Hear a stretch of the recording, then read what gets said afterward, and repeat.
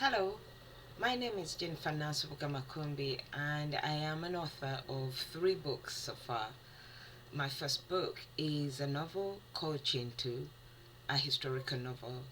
My second book is Manchester Happened, a collection of short stories. And my final book is The First Woman, a historical novel as well.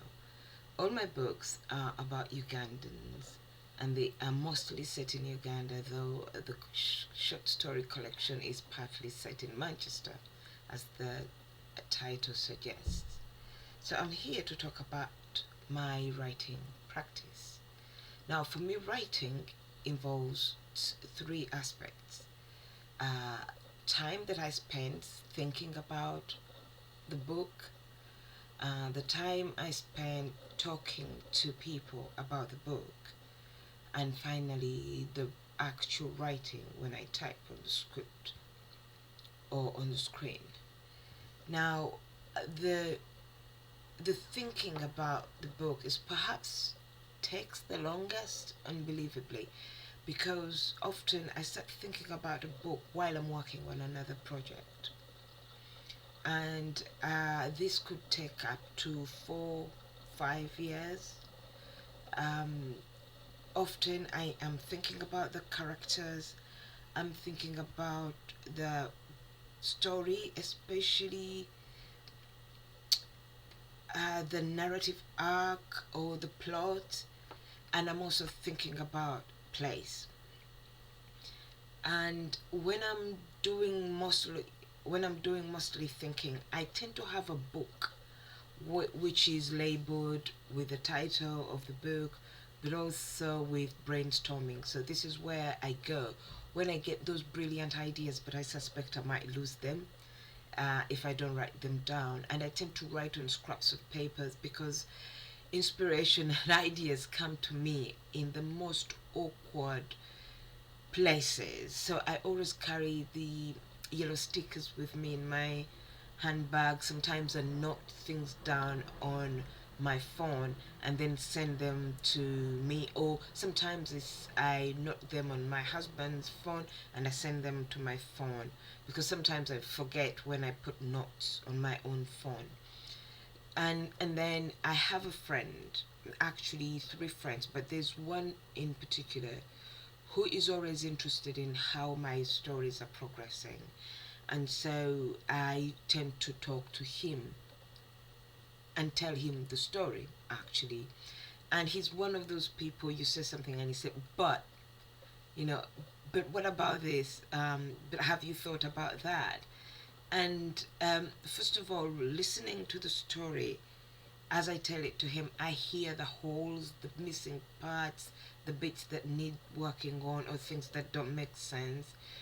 But also he spurs me on and he gives me ideas, and that is pretty important. I have two other friends. One is the lecturer and one is the teacher that I still talk to, and they tend to ask questions. So you say the character is doing this, but what is going on here? And that is very, very helpful for me, because if the story is just lying in my head as I think about it, there are so many things that I miss. So normally it's not until I finished whatever project I was working on as I thought about this project that I actually now start to write.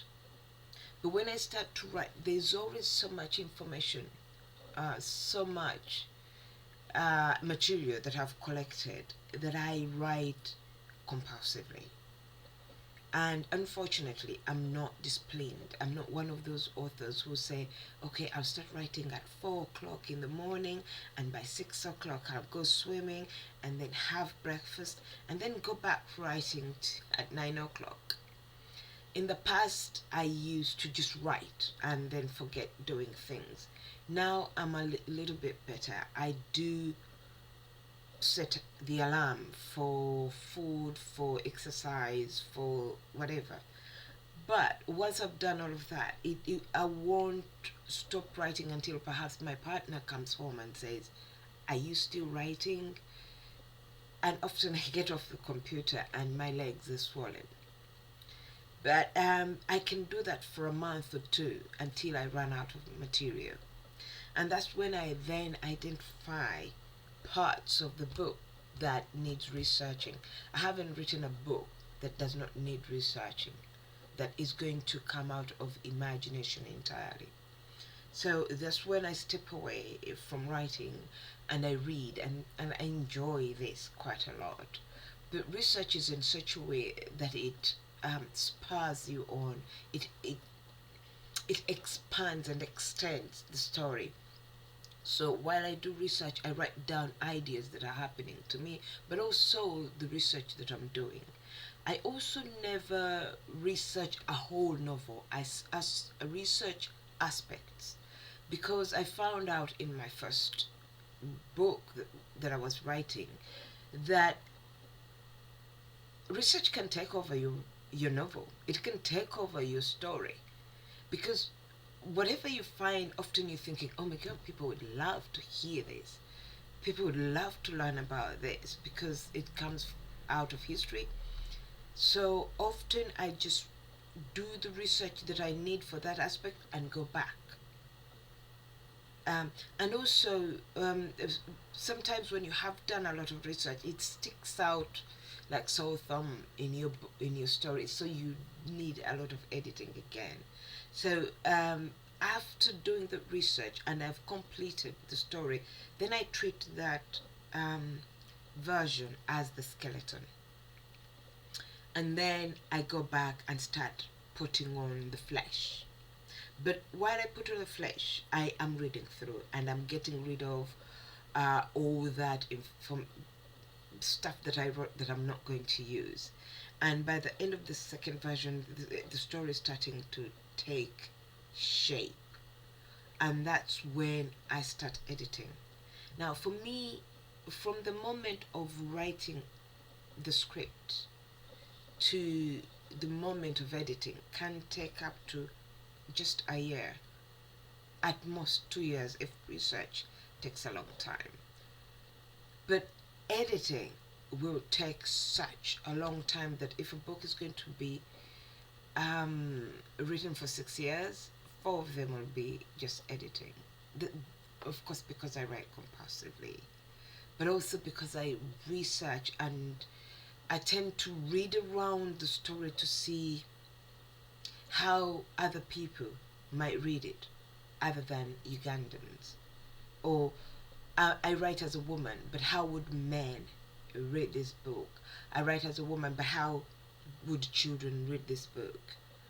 So I do a lot of that reading, and I also do a lot of reading novels that remind me of what to do. So Toni Morrison is always on the side because she reminds me about language. No sentence would just fall on the page and lie there doing nothing. Every sentence must work hard and try not to write boring sentences. This is not just about poetry. Even prose sentences must work harder and they must be seen to be interesting. So Toni Morrison's reminds me of that. But then I would have, if I'm writing a historical novel, I would have a certain author who's done the history wonderfully, and I would read that author over and over. Or if I'm writing on a 2 book project like I am now, then I have authors who've written trilogies or twin books to see how they do it. But also sometimes I have books that have done what I'm trying to do, and I have to read and make sure that I don't replicate what they've done, that what I'm doing brings something new on the table rather than doing what they have done too. And so then all of that happens as I edit. Now, once I'm happy with the draft, and that is normally what I call the first draft, I go and bind it and I read it as a book, as if I'm a reader. I read with a pencil and I edit. when I'm finally happy, and that could be over 20 versions or 20 print offs and binding that I read and read over and over. Once I'm happy with that, then I take my book to my personal editor. The reason I have a personal editor is because I write specifically for a Ugandan audience. When I'm writing, I'm thinking about a Ugandan reader, child, man, woman, or the person that I was when I was younger. But what that means is that I write in my language, not necessarily Luganda, but Ugandan English. And I also tell the story the way we tell stories, and that is not normally close to standard storytelling. So what my personal editor does is to say, okay, Jennifer, my British readers won't understand this. Or sometimes she says the rest of Africa won't get that. That is so typically Ugandan. And so I go back and edit, and we agree. These are parts that I nobody should edit out. There are parts that you would say, okay, if they complain about this, you can compromise or you can give up. So after I've edited again according to her notes, then I give my book to my agent, then who passes it on to an editor. Now that the la the exercise between me and the publisher's editor is perhaps the most difficult for me, because this is when I put up a fight. I'm not getting rid of that. No, no, no, no. Don't even think about touching that. Or, okay, we can play around with that, you know. And also, it's when the editors are doing a lot of research in my culture and my language, and then they write back and say, okay, what does this mean? I've done research about this, but I can't find it. Or this sentence, it doesn't work. Oh, you call this person this, but I've done research about him, but he's that and that. Sometimes they do research on churches or places in Uganda and say, no, no, no, but this is the way I see it.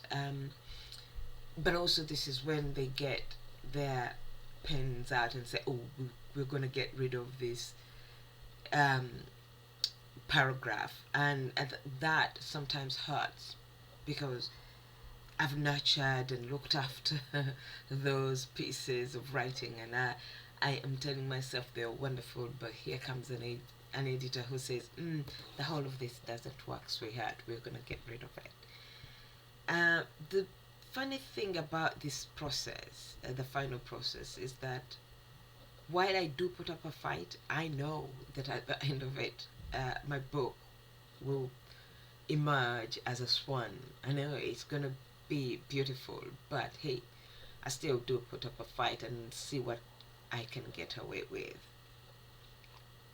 That is my writing experience. Thank you.